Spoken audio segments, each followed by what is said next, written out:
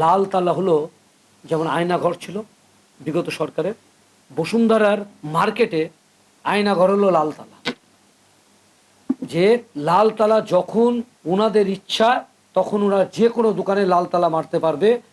এইটা কি হতে পারে যে এয়ারপোর্টের মধ্যে 10 কিলোমিটারের মধ্যে 20 বিঘা জমি তার কাছে থাকতে হবে, সে শুধুমাত্র এই ব্যবসা করতে পারবে, অন্য কেউ ব্যবসা করতে পারবে না? জুয়েলারি সমিতি 3টে বছর হয়েছে কোনো সাধারণ জুয়েলারে কোনো স্বার্থ সংরক্ষণের জন্য না, এই সমিতিটা হয়েছে শুধুমাত্র বসুন্ধরা গোল্ড রিফাইনারি প্রতিষ্ঠার জন্য। দোলন ভাই কথাটা বলেছে, কিন্তু ওই এত ছোট্ট অফিস, অগুছানো কথাবার্তার মধ্যে এত চেঁচামেচির কারণে আপনারা হয়তো ক্লিয়ার হতে পারেনি। আমি নিজে আমার 5 তলায় 8টা দোকান আছে বসুন্ধরা। আমি যখন কিনি তখন আমি 12,000 টাকা করে কিনেছিলাম। আমার কাছে ডিড অফ এগ্রিমেন্টে লেখা আছে ধরন 12,000 টাকা, ধরন 12,000 টাকা স্কোয়ার ফুট। ধরন কি ব্যবসার? জুয়েলারি, ওখানে একটা ধরন লেখা আছে। আপনার প্রত্যেকটা দোকানে যারা যারা কিনেছে তাদের কাছে দেখতে পারেন।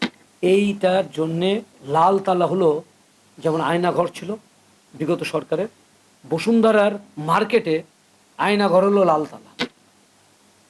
যে লাল তালা যখন ওনাদের ইচ্ছা তখন ওরা যে কোনো দোকানে লাল তালা মারতে পারবে। আমার মনে হয় 1 তলা থেকে শুরু করে 7 তলা। আমি আপনাদের কাছে বিনীতভাবে অনুরোধ করব যে আপনারা এই অনুষ্ঠান এখান থেকে শেষ করার পরে আপনারা একটু কাইন্ডলি যাবেন। আমার স্টেটমেন্ট আমি হয়তো ব্যক্তিগত কোনো আক্রোশে বলতে পারি তার সম্বন্ধে, আপনারা এটা ঘটনাটা যাচাই করে আপনারা যদি আজকের এই নিউজটা ভালো মতো প্রচার না করেন তাহলে আমার অপরাধ কি? আমার অপরাধ হলো যে আমি 5 তলায় যে দোকানদাররা ছিল আমার সম্বন্ধে এতদিন লেখালেখি হলো না, আপনার এতদিন লেখালেখি হলো না একটা মিডিয়া হাউসে, পর পর আমার সম্বন্ধে, আমি ধরে নিলাম আমি খারাপ মানুষ, কিন্তু আপনার এত লেখালেখি আমার সম্বন্ধে একটা হাউসের মধ্যে লেখালেখি হলো। আপনি যখন আমাকে বলতে পারেন, প্রশ্ন করতে পারেন, আপনি তো ওনাদেরকেও প্রশ্ন করতে পারেন যে একটা বছর ধারাবাহিকভাবে লেখাশোনা। আর আমার মতো মানুষ যদি তাদের সঙ্গে ফাইট না করতে পারে তো একজন নিম্ন শ্রেণীর মানুষ, আপনি জানেন 2 লক্ষ টাকা স্কোয়ার ফুটে আমি নিজে বাধ্য হয়েছি রাসেলকে দোকান কেনা বাবদে লোকেশনের জন্যে, I quote the you have mention the name, যে আমি রাসেলকে দোকান কেনা বাবদে মানে আমার লোকেশনের জন্য একটু ভালো দেওয়া হয় এর জন্য আমি রাসেলকে অর্থ দিয়েছি। আমার কাছে ওই কনভারসেশন আছে আমার ফোনে যে আমি রাসেলকে অর্থ দিয়েছি। আমি হলো 25 লক্ষ টাকা রাসেলকে দিয়েছি আমার এর জন্যে। আমার লাল তালা খোলা, আমাকে লাল তালা মারা হয়েছে, লাল তালা খোলার জন্যে মাস্ক পরা হয়নি, আমার এমপ্লয়রা মাস্ক পরিনি, এর জন্য লাল তালা মারা হয়েছে। আপনার বসুন্ধরা রেজিস্টার আছে যে কার কার দোকানে আমি যদি মিথ্যা কথা বলি আপনারা গিয়ে ওখানে দেখতে পারেন লাল তালা মারা হয়েছে। লাল তালা না, করোনার পরে, করোনা যখন শেষ হয়ে গেছে তখন লাল তালা। কাস্টমার যদি একটা মাস্ক না পরে আসে, হোয়াট ক্যান আই ডু? আমি তাকে মাস্ক দিতে পারি কিন্তু আমি তো তাকে জোর করে পড়াতে পারবো না। এই অপরাধে আমার করেছে। আমি সব ভালো ছিলাম ভাই, আমি জন্মাষ্টমীর দিন মন্দির থেকে এই রাষ্ট্রপতির ওখান থেকে আমি জন্মাষ্টমীর ওখান থেকে আসার পরে আমি জাস্ট বায়তুল মোকাররমে আসছি।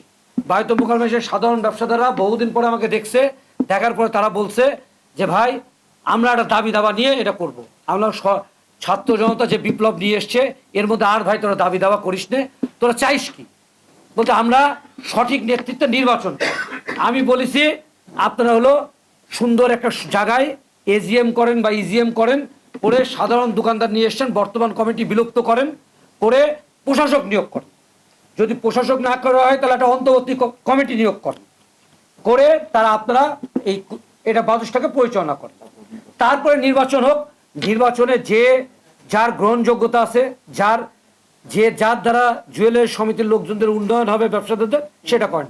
আমি ঠিক তারপরে এখান থেকে গেছি বসুন্ধরা মার্কেট। বসুন্ধরা মার্কেটে আমার কি কাল হয়েছে বলেন? আমি বসুন্ধরা মার্কেটে গেছি, 5 তলায় যারা ছিল আপনার গিয়ে জিজ্ঞেস করতেন, 5 তলায় বহু দোকানদার আমার কাছে এসছে, তারা বলেছে ভাই আমরা 5 তলায় যারা ব্যবসা করি তারা ভাই আমরা 5 তলায় থাকতে চাই, আমরা 7 তলায় যারা দোকান কিনেছে তারা ভাই 7 তলায় যাক, আমাদের কোনো আপত্তি নেই।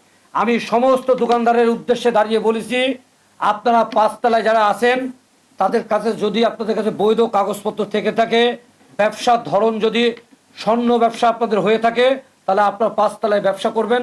আমার নিজের যেহেতু দোকান আছে আমি 5 তলায়ও থাকতে পারি, 5 তলায়ও করবেন। যারা 7 তলায় দোকান কিনেছে 2 লক্ষ টাকা স্কোয়ার ফুট হলেও যেহেতু তারা কিনেছে শুধু তাদের প্রতি কোনো অবিচার হোক এটা আমি চাই না। যদি বায়তুল মুকাররমের মার্কেটে নিচতলা এবং উপরতলায় জুয়েলারি দোকান থাকতে পারে, তাহলে বসুন্ধরাও 5 তলা অথবা 7 তলায় মার্কেট থাকতে পারে। এইটাই হলো আমার অপরাধ। আজকে আমি যে মিডিয়ার শিকার, আমি একজন সাংবাদিক ভাই আমার মারফতে জানতে পারলাম যে আমার নামে নাকি মামলা হয়েছে। এগুলা ভাই সবই আমার বিরুদ্ধে ষড়যন্ত্র। আপনারা এই দেশের সচেতন, আপনারা বিবেকবান, আপনারা যদি না বুঝতে পারেন এই ধরনের কথা, তাহলে আমাদের পক্ষে তো বোঝা কোনো ক্রমেই সম্ভব না। আমি জানি না, আমাকে একজন সাংবাদিক এই যে এইমাত্র বললো যে আমরা শুনলাম, ওনার মুখ শুনলাম, আমি এখন জানি না। আমি আমি আমি প্রত্যেক বছর একটা আমার ধর্মীয় অনুষ্ঠানে যাই, যেখানে এই দেশের মানুষের পালানোর হিরিক। আমি আমার ইমিগ্রেশন আপনারা চেক করলে দেখতে পারবেন যে আমি 5 তারিখে আর্লি ইন দ্য মর্নিং আমি গিয়েছিলাম দেশের বাইরে, এবং আমি 17 তারিখে এদেশে রিটার্ন এসেছি।